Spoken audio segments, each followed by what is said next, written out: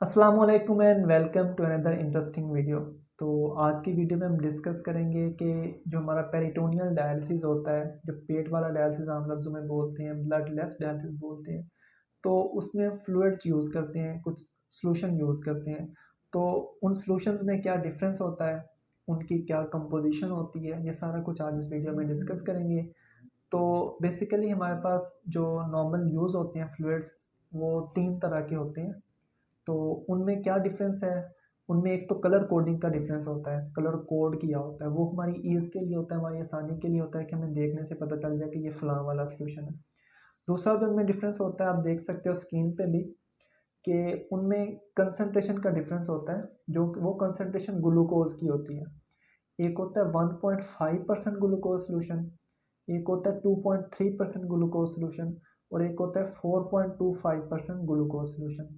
इन तीनों सॉल्यूशंस में जैसा कि आप स्क्रीन पे देख सकते हो, सिर्फ ग्लूकोज की कंसंट्रेशन का फ़र्क है, बाकी इनकी कंपोजिशन सबकी सेम है। तो वो कंपोजिशन क्या होती है? सब में आपको 1.7 मिलीमोल पर लीटर कैल्शियम मिलेगा। इन सब सॉल्यूशंस में आपको 134 मिलीमोल पर लीटर सोडियम मिलेगा। मैग्नीशियम आपको मिलेगा 0.5 मिलीमोल पर लीटर। क्लोराइड आपके पास होगा 103.5 मिलीमोल पर लीटर। ग्लूकोज इसी तरह से होता है 1.5 वाले में 83.2 मिलीमोल पर लीटर। जो आपके पास 2.3% वाला सॉल्यूशन होगा उसमें ग्लूकोज होता है 126.1 मिलीमोल पर लीटर। जो आपके पास 4.25% वाला सॉल्यूशन होगा उसमें ग्लूकोज होगा 235.8 मिलीमोल पर लीटर। बाकी इन सब की पीएच भी सेम है आपके पास। इन सब में जो कैलोरीज होती हैं पर लीटर वो भी सेम है। तो अब इनमें ग्लूकोज़ का डिफ़रेंस क्यों रखा जाता है? तो बेसिकली क्या होता है कि पेरिटोनियल डायलिसिस में क्योंकि हम जो अल्ट्रा फ़िल्ट्रेशन कर रहे हैं, जो पेशेंट की बॉडी में जो एक्स्ट्रा फ्लूइड होता है, उसको निकालने के लिए जो हम तरीका इस्तेमाल करते हैं, उसको बोलते हैं ऑस्मोटिक ग्रेडिएंट जनरेट करना। क्योंकि हीमोडायलिसिस में आपको पता है कि आपके पास हाइड्रोस्टैटिक ग्रेडिएंट होता है, लेकिन जो हमारा पेरिटोनियल डायलिसिस है, क्योंकि ये नेचुरल तरीके से हम कर रहे हैं, इसमें कोई अंदर हमने पंप वगैरह नहीं लगाया हुआ, क्योंकि हीमोडायलिसिस तो एक मशीन होती है, ब्लड एक्स्ट्रा का पूरे सर्किट में आया है, उस मशीन में प्रेशर्स का डिफरेंस जनरेट करके एक बाकायदा डबल गियर सिस्टम होता है, उसे निकाल जाता है। लेकिन पेरिटोनियल डायलिसिस में क्योंकि हम मेम्ब्रेन को यूज़ कर रहे हैं, एक नेचुरल तरीकाकार से अल्ट्रा फिल्ट्रेशन कर रहे हैं, तो यहाँ पे हम ऑस्मोटिक ग्रेडिएंट जनरेट करते हैं। अब ऑस्मोटिक ग्रेडिएंट क्या होता है? ऑस्मोटिक का वर्ड जहाँ पे भी आएगा उसका मतलब होता है सल्यूट्स। तो ग्रेडिएंट का मतलब होता है फ़र्क। तो हम क्या करते हैं कि जो हमारा सॉल्यूशन होता है उसमें हम जानबूझ के ग्लूकोज़ की सल्यूट की कंसंट्रेशन बढ़ा देते हैं। तो वाटर की ये क्वालिटी है, वाटर की ये टेंडेंसी है कि वो हमेशा लोअर सल्यूट कंसंट्रेशन से हायर सल्यूट कंसंट्रेशन की तरफ खुद ही मूव कर जाता है। उस प्रिंसिपल को साइंस में ऑस्मोसिस कहते हैं।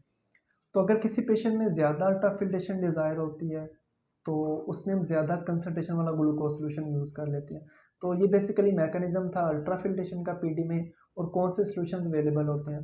तो इसके अलावा एक सॉल्यूशन हम यूज़ करते हैं, उसको आइकोडेक्स्ट्रिन बोलते हैं। तो यहाँ पे मैं क्लियर कर दूँ कि आइकोडेक्स्ट्रिन करंटली पाकिस्तान में अवेलेबल नहीं है और थोड़ा एक्सपेंसिव होता है।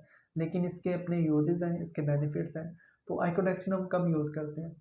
तो आइकोडेक्सिन बेसिकली क्या है, ऑस्मोटिक एजेंट है जो कि अल्टरनेटिव टू ग्लूकोज यूज़ होता है। तो ये बेसिकली क्या है, माल्टोज है। इसमें और ग्लूकोज में मॉलिक्यूलर वेट का और साइज़ का थोड़ा डिफरेंस होता है। तो अब इसका फ़ायदा क्या है? इसका फ़ायदा ये होता है कि जो आइकोडेक्सिन है, अगर आप ये यूज़ करोगे तो इससे जो कंसंट्रेशन ग्रेडिएंट है ये लॉन्ग ड्यूरेशन के लिए रहता है। मतलब कि कोई ऐसा पेशेंट है जिसमें अल्ट्रा फिल्ट्रेशन अचीव नहीं हो रही है या अल्ट्रा फिल्ट्रेशन फेलियर है, तो उसमें आप आइकोडेक्सिन का इस्तेमाल करते हो तो ग्रेडिएंट ज़्यादा देर तक रहेगा, ज़्यादा देर तक अच्छी अल्ट्रा फिल्ट्रेशन होगी। और दूसरा ये कि हमारा कोई हाई ट्रांसपोर्टर पेशेंट है, हाई ट्रांसपोर्टर्स वो होते हैं जिनकी मेम्ब्रेन की क्वालिटी ये होती है कि उनमें जो ग्रेडिएंट है वो बड़ी जल्दी ख़त्म हो जाता है, बड़ी जल्दी ट्रांसफ़र हो जाता है ग्लूकोज। तो ऐसे पेशेंट्स में अगर हम ज़्यादा लॉन्ग ड्वेल देना चाहते हैं, ज़्यादा देर तक फ्लूइड को पेट में रखना चाहते हैं, क्योंकि क्लीयरेंस टारगेट भी तो अचीव करना है, तो इनमें अगर हम आइकोडेक्सिन यूज़ करेंगे तो एक अच्छा ऑप्शन होगा। लेकिन आइकोडेक्सिन की अभी हमने ड्रॉबैक बताया कि थोड़ा एक्सपेंसिव होता है। लेकिन इससे क्या होता है कि ग्रेडिएंट ज़्यादा देर तक जनरेट रहता है, आप 8 से 10-12 घंटे का भी ड्वेल दे सकते हो। तो ये बेसिकली मैंने डिस्कस किया है। इसके अलावा कुछ अमाइनो एसिड बेस्ड सॉल्यूशन भी होते हैं। कोई पेशेंट आपका जिसमें प्रोटीन की ज़्यादा डेफिशिएंसी हो गया तो आप वो यूज़ करोगे। तो लेकिन बेसिक जो हमारे पास यूज़ होते हैं वो यही 3 है। उनमें से ग्लूकोज़ की कंसंट्रेशन का फ़र्क है, बाकी कोई फ़र्क नहीं है। बाकी कंपोज़िशन सबकी सेम है। सो आई होप इसमें हमने कुछ क्लैरिफिकेशंस की हैं regarding medications, so it will be beneficial for you. So आज के लिए इतना ही, मिलते हैं नेक्स्ट वीडियो में, तब तक के लिए अल्लाह हाफिज़।